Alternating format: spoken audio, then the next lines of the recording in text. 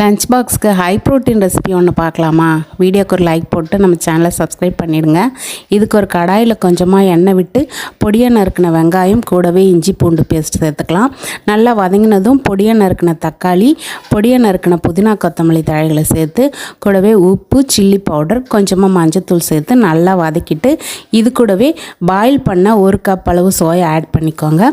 கூட 3 முட்டை உடச்சி சேர்த்துக்கலாம். இதை நல்லா கிளறி விட்டுட்டு கூட 1 கப் அளவு வடித்த சாதம் சேர்த்து நல்லா கிளறி எடுத்தால் ஒரு சூப்பரான high protein lunch box recipe ready. டேஸ்ட்டில் காம்ப்ரமைஸே இல்லை, சும்மா மாஸாக இருக்கும். ட்ரை பண்ணி பாருங்கள். லஞ்ச் பாக்ஸ்க்கு ஹை ப்ரோட்டீன் ரெசிபி ஒன்று பார்க்கலாமா? வீடியோக்கு ஒரு லைக் போட்டு நம்ம சேனலை சப்ஸ்கிரைப் பண்ணிடுங்க.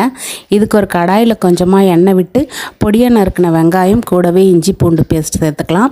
நல்லா வதங்கினதும் பொடியாக நறுக்கின தக்காளி, பொடியாக நறுக்கின புதினா கொத்தமல்லி தழைகளை சேர்த்து கூடவே உப்பு, சில்லி பவுடர், கொஞ்சமாக மஞ்சத்தூள் சேர்த்து நல்லா வதக்கிட்டு இது கூடவே பாயில் பண்ண 1 கப் அளவு சோயா ஆட் பண்ணிக்கோங்க. கூட 3 முட்டை உடச்சி சேர்த்துக்கலாம். இதை நல்லா கிளறி விட்டுட்டு கூட 1 கப் அளவு வடித்த சாதம் சேர்த்து நல்லா கிளறி எடுத்தால் ஒரு சூப்பரான high protein lunch box recipe ready. டேஸ்ட்டில் காம்ப்ரமைஸே இல்லை, சும்மா மாஸாக இருக்கும். ட்ரை பண்ணி பாருங்கள்.